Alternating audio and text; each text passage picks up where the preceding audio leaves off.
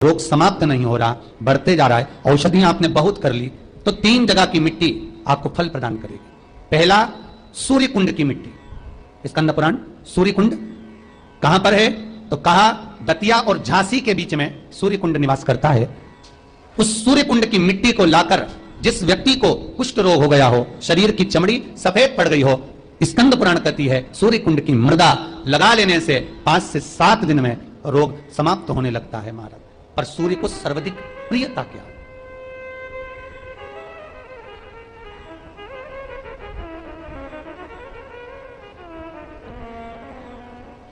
सर्वाधिक प्रियता सूर्य को क्या?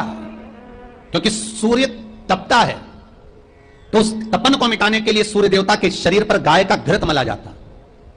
जैसे शनि को तेल लगाया जाता है, सूर्य को घृत मला जाता है। इसलिए सूर्य कुंड का एक नियम है कि सूर्य कुंड पर से अगर मिट्टी लेकर आते हैं, शरीर पर लगाने के बाद जब शरीर का चर्म रोग समाप्त हो जाए, सफेद चमड़ी अपने वापिस रंग में आ जाए, तब आप जितनी कामना कर आते हैं उतना घी उस सूर्य कुंड के पास में डालना पड़ता है। 1 किलो, 2 किलो, आधा किलो, 250 ग्राम, 25 ग्राम, 50 ग्राम, जो आपने कामना करी है उतना चढ़ाना।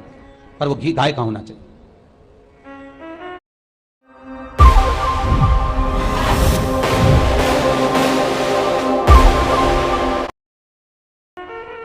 और उस घी का प्रयोग कोई नहीं कर सकता। इसलिए आज भी स्कंद पुराण में तो केवल सूर्य कुंड का वर्णन है, घृत का वर्णन है, पर स्थान आज भी झांसी और दतिया के बीच में जो सूर्य कुंड विराजमान है, आज भी वहां पर कुंड के पास में एक घी का कुआं है जिसमें घी डाला जाता है। पर उस घी का प्रयोग कोई दुनिया का व्यक्ति नहीं कर सकता। जो करता है वो शरीर में फफोले पड़ जाते हैं और बाद में सड़कर मर जाता है।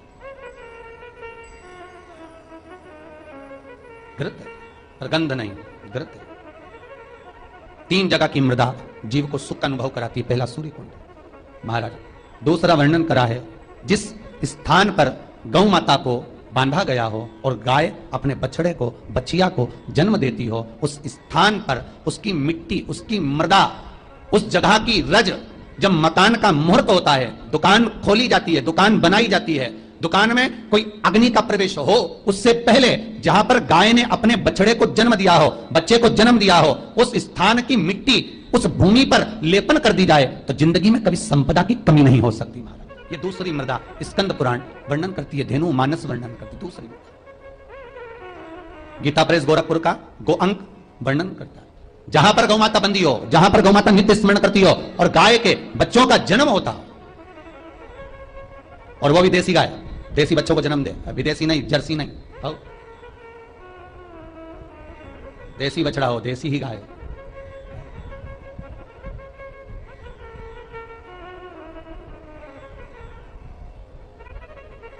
महाराज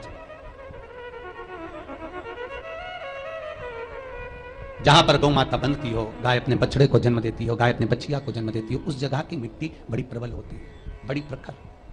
यहां तक शिव महापुराण की कथा कहती है, स्कंद पुराण कहती है, धेनु मानस कहती है, गीता प्रेस गोरखपुर का गो अंक वर्णन करता है महाराज।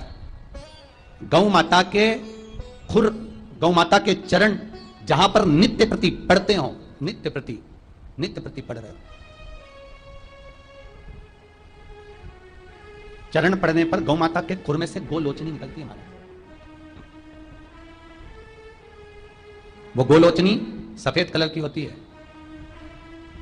उसको आप ऐसे पटक देंगे तो बिल्कुल ऐसा लगेगा जैसे लकड़ी है, पर वही गोलोचनी को आप दूध में डाल देंगे तो चलना चालू कर देती है। उसको कहते हैं गोलोचनी। गो अंक में वर्णन है इसका, स्कंद पुराण में इसका वर्णन है। जिस जगह पर गाय बछड़े को जन्म दे, बच्चिया को जन्म दे, और जन्म देते समय पर गौ माता को जब कष्ट की अनुभूति होती है, जो कष्ट जैसे एक नारी का कष्ट होता है, वैसे ही गौ माता का कष्ट होता है।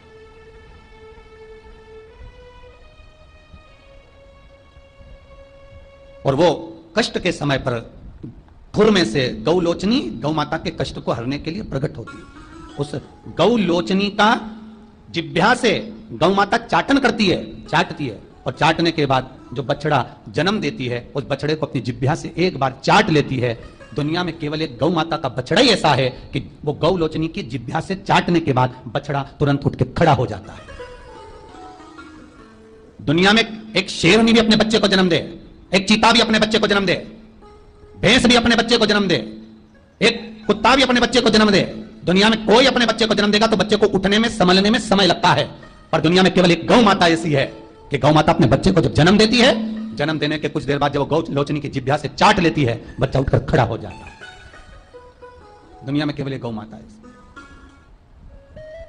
गौ लोचनी ढूंढो, हम ये नहीं कहते कि तुम गौ माता के पांव में ढूंढना प्रारंभ कर दो, अब तुम मत ढूंढो। गौ लोचनी जहां गिरी है उस रज का भी बड़ा महत्व, अर्थात गाय ने जहां बछड़े को जन्म दिया उस भूमि पर गौलोचनी पड़ी है, और वो गौलोचनी हमारे जीवन का सुख का अनुभव करा देती है।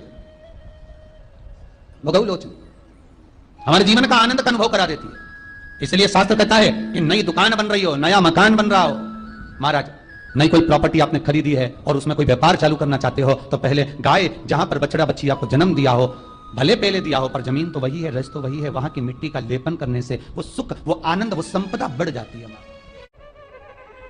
तीसरी मिट्टी, तीसरी मृदा, गोपी भूमि, जिस भूमि पर गोपियां भगवान से मिलने के लिए गई थी और इंतजार करते करते कब द्वारकानाथ आएंगे, कब द्वारकाधीश हमें दिखेंगे, कब ठाकुर हमें दिखेगा, उस भूमि पर ठाकुर का इंतजार करती हैं। जब भगवान कृष्ण नहीं आए तब उन गोपियों ने शिव को बुलाया, इसलिए गोपी तालाब के पास में शंकर का मंदिर है। अरे गोपी भूमि महाराज, पहली सूर्य कुंड, दूसरी जहां गौ माता बनती हो वहां की मिट्टी, तीसरी है गोपी भूमि, जहां पर गोपियां भगवान को पुकार रही हैं, रो रही हैं, बिलक रही हैं भगवान से मात्र एक बार मिलने के लिए। एक बार भगवान से केवल मिलन हो जाए, एक बार उनका दर्शन हो जाए, एक बार उनसे मिल जाए। कृष्ण यदि सुन सकते हैं तो केवल शंकर की सुन सकते हैं, तो गोपियां शिव को बुला लेती हैं, बाबा आप पधारो। शास्त्र कहता है इस भूमि पर गोपियों ने बेलपत्र को तोड़कर भगवान शिव को समर्पित करा है। गोपी चंदन के नयन अश्रु से जो चंदन उत्पन्न हुआ था, जो मिट्टी हुई थी, उसका शिवलिंग का निर्माण कर उसकी पूजन करिए। उसी शिवलिंग में से शंकर प्रकट हुए। तीनों भूमि की मिट्टी का देखिए, सूर्यकुंड की मिट्टी काया का रोग ठीक कर रही है, गौ माता के बंधने की मिट्टी लक्ष्मी की वृद्धि कर रही है, और गोपी तालाब की मिट्टी आपको भक्ति प्रदान कर रही है। ये जितने गौड़िया मठी होते हैं, जितने